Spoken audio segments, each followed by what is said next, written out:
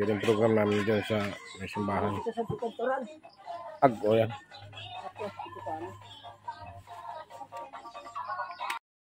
Mga kabro, dito kami mag-feeding program ngayong umaga. Ito yung area namin.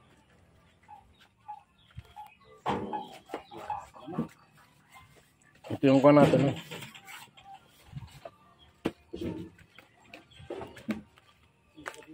Yan na po mga kapitmalo.